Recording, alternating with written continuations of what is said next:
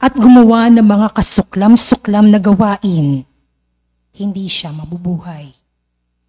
Mamamatay siya dahil sa kanyang pagtataksil at sa kasalanang nagawa.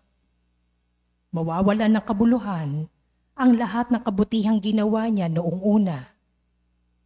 Marahil ay sasabihin ninyong, hindi tama itong ginagawa ko.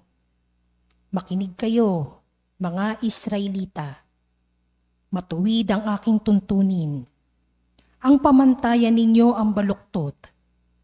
Kapag ang isang taong matuwid ay nagpakasama, mamamatay siya dahil sa kasamaang ginawa niya.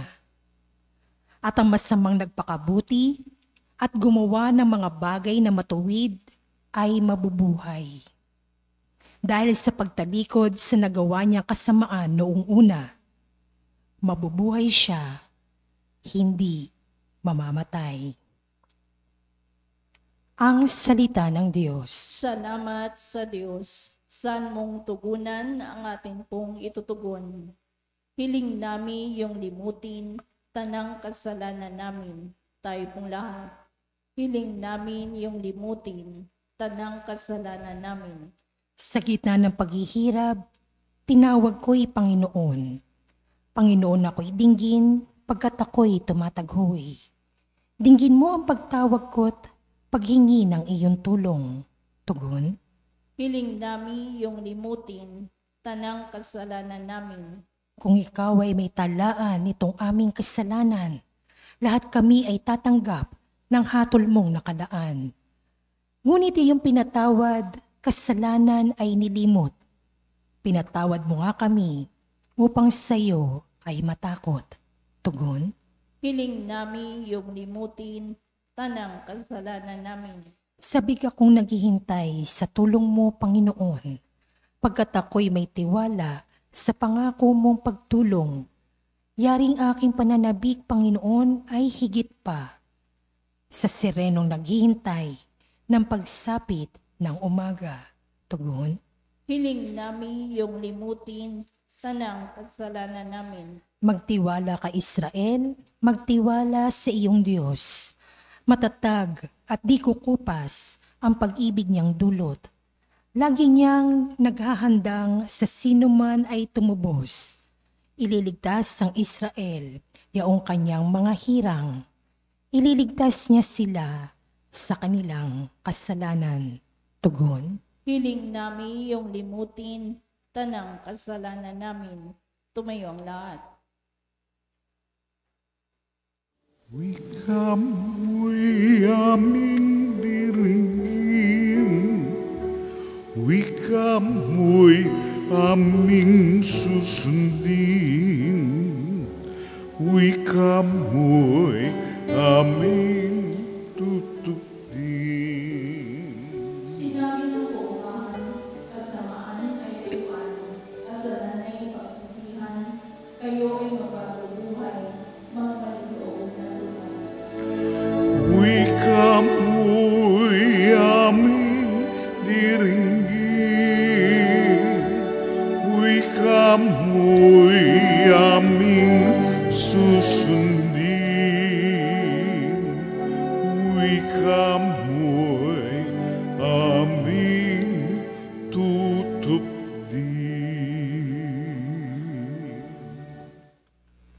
Sumainyo ang Panginoon. At sumaiyo rin. Ang mabuting balita ng Panginoon ayon kay San Mateo. Papuri sa iyo, Panginoon.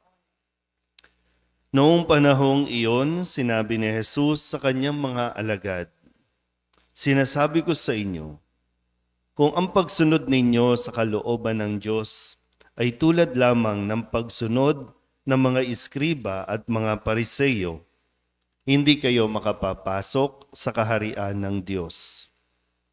Narinig ninyo na noong unay iniutos sa mga tao, huwag kang papatay. Ang sinumang makamatay ay mananagot sa hukuman.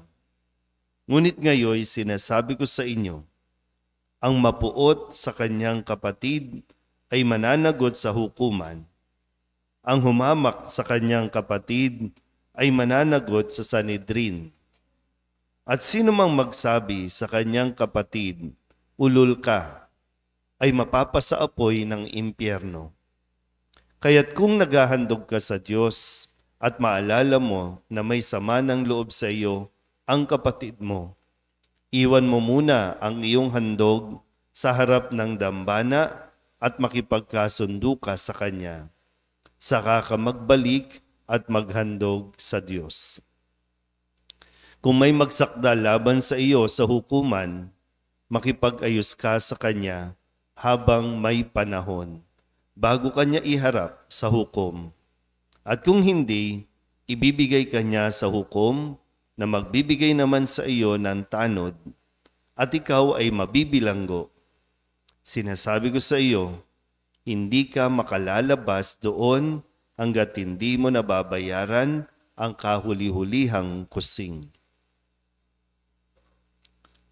Ang mabuting balita ng Panginoon. Pinupuri ka namin, Panginoong Jesucristo. Umupo ang lahat. Isang mapagpalang umaga po sa inyong lahat. Ngayon po ay Biyernes sa unang linggo ng 40 araw na paghahanda at kung tutuusin, huling Biyernes para sa buwan ng Pebrero. At sa ating pong pagpapatuloy, kung saan, gaya ng nababanggit ko po, ay nakasentro sa pagbabalik loob, yung panawagan sa mga panahong ito, pagbabalik loob na makapagsisi, makahingi ng tawad sa ating pong mga kasalanan. Pero dito po sa ating narinig na pahayag na ating Panginoon mula kay San Mateo ay sinasabi nga po dito na huwag tayong tumulad sa mga iskriba at mga pariseyo na naiiwan lang sa mga ritual, sa mga panlabas na mga gawain o panlabas na pagsunod sa mga ritual na kanila pong nakasanayan na. Maari, pwede sa panahon natin ngayon, itong pagsisimba natin. So hindi sapat yung nagsisimba lang tayo at sinasabi natin, araw-araw naman akong nagsisimba. Okay, wala nang problema doon. Pero yung tanong, eto nga. Ang sabi ni Jesus, kung maalala mo na may sama ng loob sa iyo ang kapatid mo. Pag sinabing kapatid, hindi lang yung kapatid. Yung kadugo, ito yung mga tao sa paligid natin, yung kapwa natin. Ulitin ko po, kung maalala mo na may sama ng loob sa iyo ang kapatid mo, iwan mo ang iyong handog sa harap ng dambana, makipagkasundo ka sa kanya.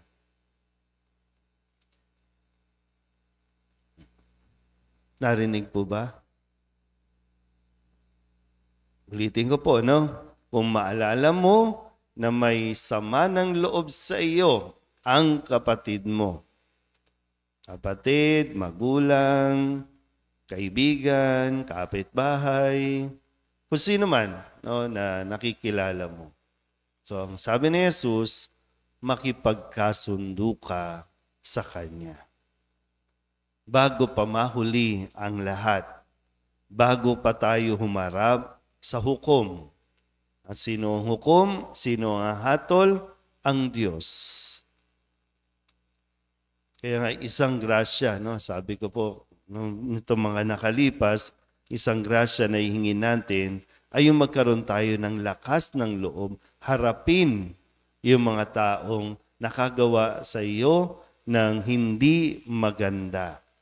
Pero ngayon, yung bahagi na hindi lang yung nakagawa sa iyo ang lalapitan o ang lalapit, kundi kung ikaw mismo na gumawa, ay lalapit doon sa tao.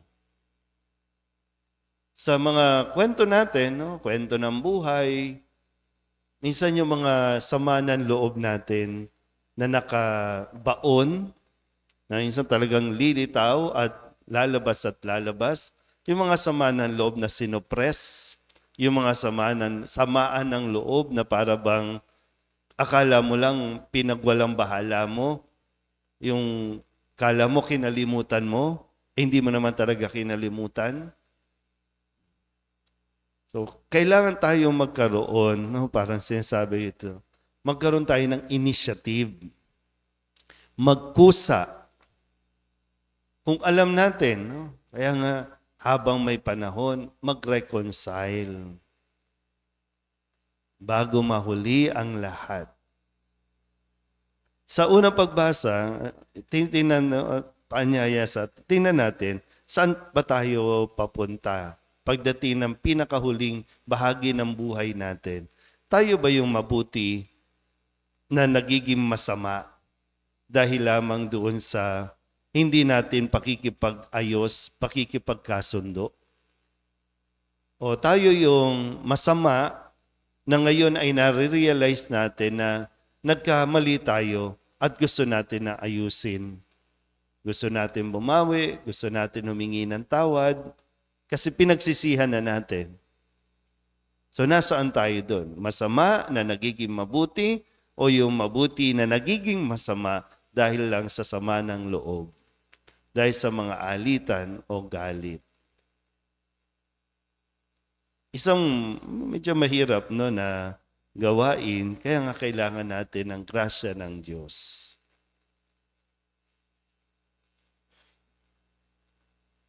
Ano gagawin natin? Tumatanda na tayo karamihan dito. Dadalawa na lang ang bata dito.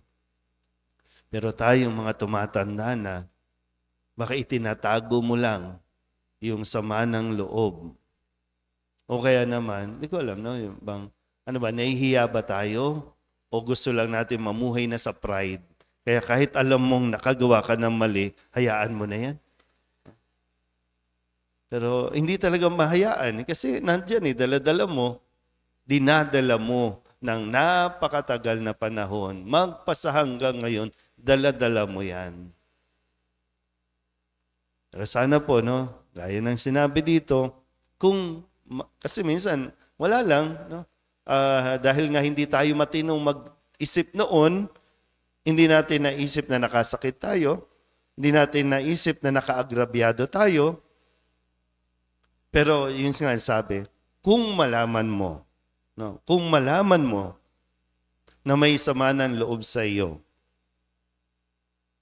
ikaw na mismo, para nang sa ganon, mapalaya mo ang iyong sarili, mapalaya nyo at baka sakali mapanumbalik, no, yung dating samahan.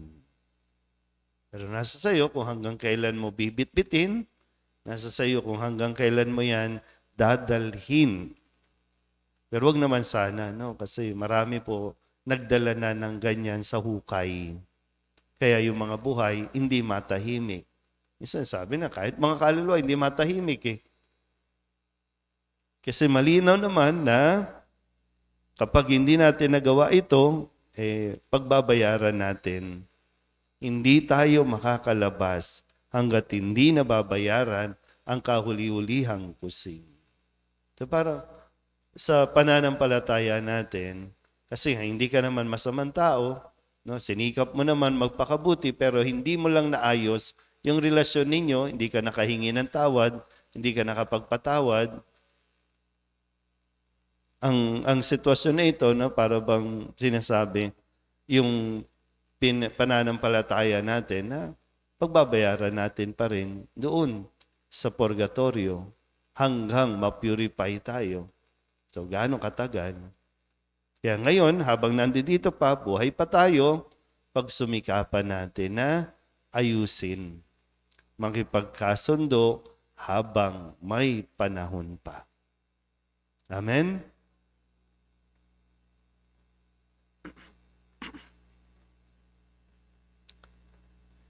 Nananatili sa ating piling ang Panginoong Hesukristo upang patnubayan ang gawain ng kanyang simbahan at upang samahan tayo sa pagharap sa lahat ng mga paghihirap at pagsubok. Tumawag tayo sa Kanya ng may ganap na tiwala at sabihin natin, Panginoon, dinggin mo ang aming panalangin. Panginoon, dinggin mo ang aming panalangin.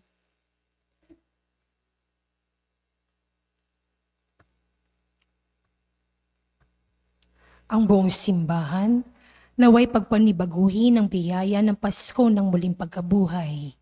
Manalangin tayo sa Panginoon. Panginoon, dinggin mo ang aming panalangin. Sa lahat ng tao sa mundo, naway maibigay ang kapayapaang ibinigay ng Panginoong muling nabuhay sa kanyang mga apostol. Manalangin tayo sa Panginoon. Panginoon, dinggin mo ang aming panalangin. Ang mga nangangailangan, naway tulungan natin at bigyan sila ng makapapawi ng pagkagutom ng kanilang katawan at kaluluwa. Manalangin tayo sa Panginoon. Panginoon, dinggin mo ang aming panalangin. Ang mga may sakit at may kapansanan, naway makatanggap ng ginhawa at pag-asa mula sa mga tumutulong sa kanila. Manalangin tayo sa Panginoon. Panginoon, dinggin mo ang aming panalangin. Ang mga naunang lumisan sa mundong ito, naway tanggapin sa dalampasigan ng walang hanggan. Manalangin tayo sa Panginoon. Panginoon, dinggin mo ang aming panalangin. Idulog din natin sa Panginoon ang ating mga personal na kahilingan at mga panalangin para sa ating mga pamilya, kasama ang mga kahilingan ng mga nanonood sa online at ang mga kahilingan, mga misang pasasalamat, espesyal na intensyon, agarang paggaling ng mga may sakit at ang mga kaluluwa na inihiling na ipagdasal sa misang ito.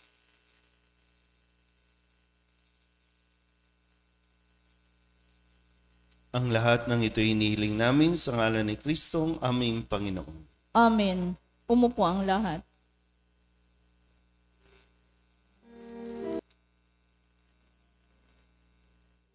Buksan ng aming puso, turuan mong mag-alam sa bawat pagkukuro, lahat ay makayakap. Buksan ang aming isip, sikatan ng liwanag ng pusang matangkilik,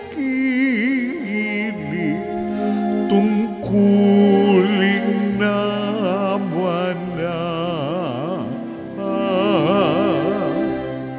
buksan ng aming palad, sarili maialay, tulungan mong ihanap kami ng bagong malay. Manalangin kayo mga kapatid upang paghahain natin ay kalugdan ng Diyos Amang makapangyarihan. Tanggapin nawa ng Panginoon itong paghahain sa iyong mga kamay, sa kapurihan niya at karangalan sa ating kapakinabangan at sa buong sambayanan niyang banal. Ama naming lumikha, tanggapin mo ang aming mga alay na niloob mong magdulot ng iyong pakikipagtipan upang ito ay aming mapakinabangan bilang tagapagbigay ng iyong pagdingap at pagmamahal sa pamamagitan ni Jesucristo kasama ng Espiritu Santo magpasawalang hanggan. Amen. Sumainyo ang Panginoon. At sumaiyo rin. Itaas sa Diyos ang inyong puso at diwa. Itinaas na namin sa Panginoon. Pasalamatan natin ang Panginoong ating Diyos. Marapat na siya ay pasalamatan. Ama naming makapangyarihan, tunay nga marapat na ikaw ay aming pasalamatan sa pamamagitan ni Jesucristo na aming Panginoon. Binibigyan mo kami ng bagong pagkakataon upang ganapin ang paghahanda ngayon para sa pagdiriwang ng muling pagkabuhay. Kaysa ng iyong anak na minamahal, aming inilalaan ang panahon, talino at yaman para ganapin ang iyong kalooban na ang kapwa-tao ay lubos na damayan. Sa pagdiriwang namin sa aming pagsilang bilang mga kaanib ng iyong sambayanan, kami iyong pinagkakamit ng katayuang ganap sa pagtatangkilik. Kaya kaysa ng mga anghel na nagsisiawit ng papuri sa iyo nang walang humpay sa kalangitan, kami nagbubunyi sa iyong kadakila.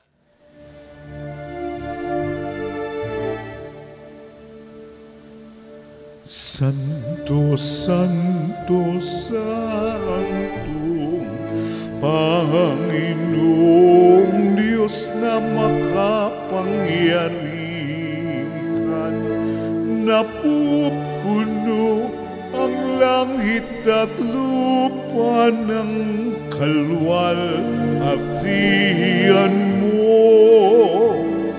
Hosana sa kaitaasan,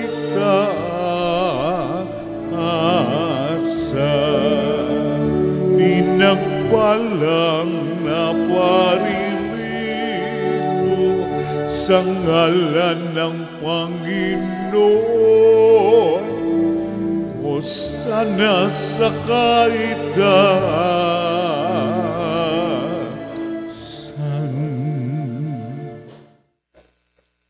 Ama naming banal, ikaw ang bukal ng tanang kabanalan. Kaya't sa pamamagitan ng iyong Espiritu, gawin mong banal ang kaloob na ito upang para sa aming maging katawan at dugo ng aming Panginoong Heso Kristo. Bago niya pinagtisang pusang loob na maging handog, inawakan niya ang tinapay, inasalamatan kaniya, pinaghati-hati niya iyon, iniabot sa kanyang mga alagad at sinabi, tanggapin ninyong lahat ito at kanin, ito ang aking katawan na ihahandog para sa inyo.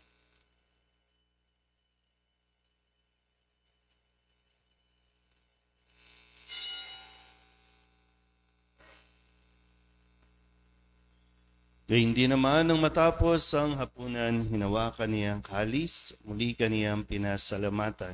Iniabot niya ang kalis sa kanyang mga alagad at sinabi, tanggapin ninyong lahat ito at inumin. Ito ang kalis ng aking dugo ng bago at walang hanggang tipan. Ang aking dugo na ibubuhos para sa inyo at para sa lahat sa pagpapatawad ng mga kasalanan. Gawin ninyo ito sa pag-alaala sa akin.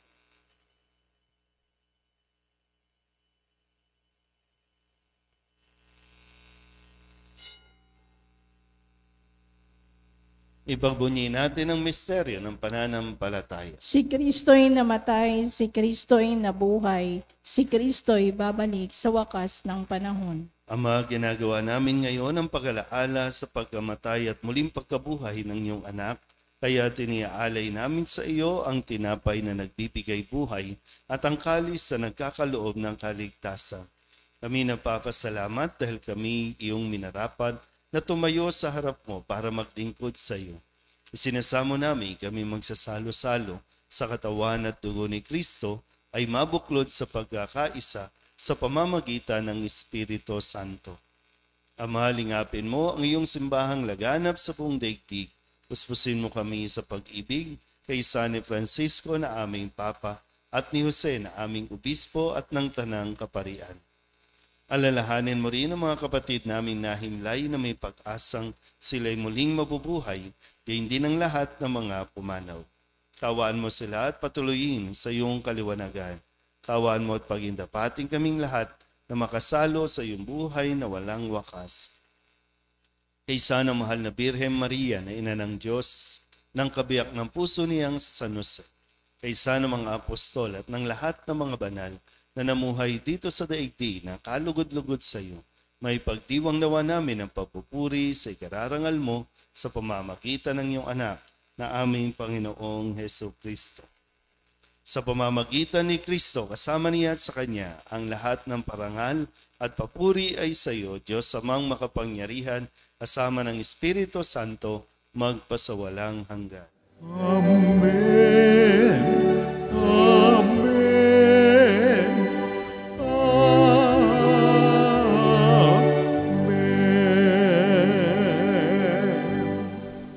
Pili naman nakagagaling na utos at turo ni Jesus sa Panginoon natin na Diyos, ipahayag natin ang lakas loob. Pater noster, qui es in celis, sanctificetur nomen tuum, veniat regnum tuum, fiat voluntas tua, sicut in cielo et in terra. Panem nostrum quotidianum da nobis hodie, et debite nobis debita nostra, sicut et nos dimitimus debitoribus nostris, et ne nos inducas in tentationem, sed libera nos a malo.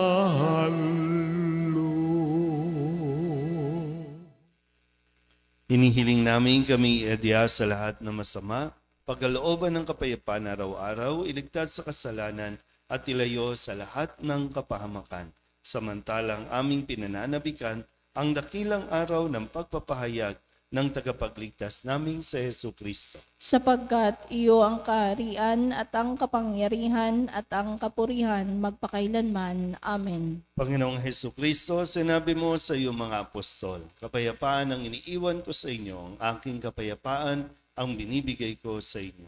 Tunghen mo ang aming pananampalataya at huwag ang aming mga pagkakasala.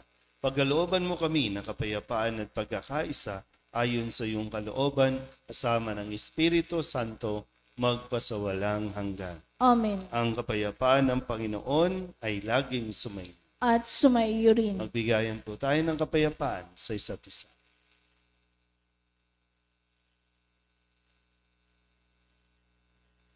Kordero ng Diyos na nag-aalis ng mga kasalanan ng sanlibutan, maawa ka sa amin. Kordero ng Diyos na nag-aalis ng mga kasalanan ng sanlibutan, maawa ka sa amin. Kordero ng Diyos na nag-aalis ng mga kasalanan ng sanlibutan, ipagkaloob mo sa amin ang kapayapaan. Ito ang kordero ng Diyos. Ito ang nag-aalis ng kasalanan ng sanlibutan. Mapalad ang mga inaanyayahan sa kanyang piging. Panginoon, hindi ako karapat-dapat na magpatuloy sa iyo, ngunit sa isang salita mo lamang ay gagaling na ako. Katawan ni Kristo. Amen.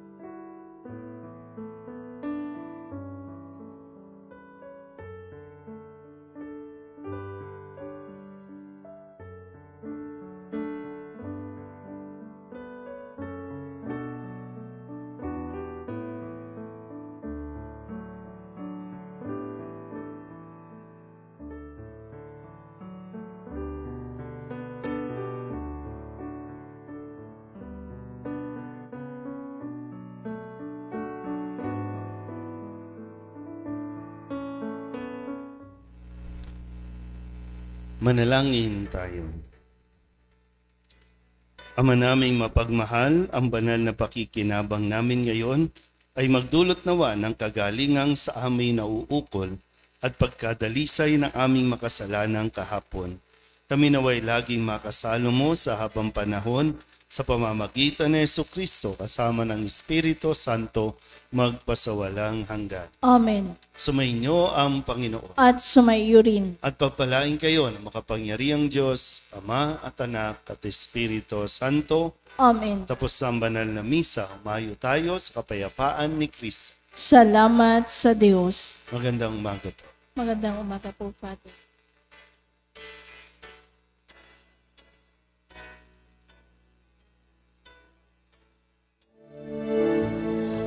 Walang sinuman ang nabubuhay para sa sarili lamang. Walang sinuman ang namamatay para sa sarili lamang. Tayong lahat ay may pananagutan sa isa't isa. Tayong lahat ay tinipon ng Diyos na kapiling.